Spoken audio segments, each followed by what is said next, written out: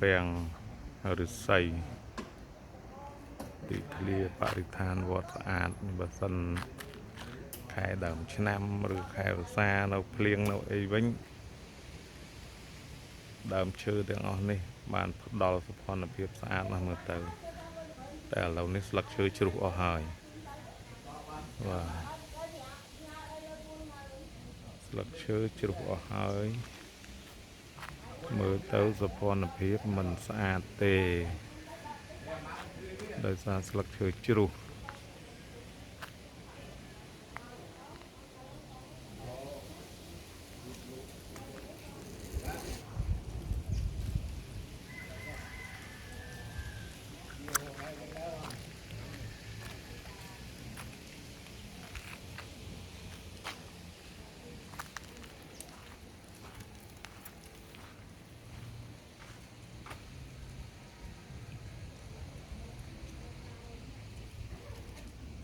វត្តស្ថិតនៅលើកូនភ្នំ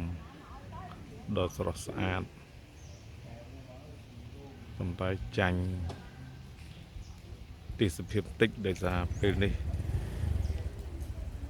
ខែស្លឹកឈើជ្រុះហើយអស់មានពណ៌ធម្មជាតិដែរ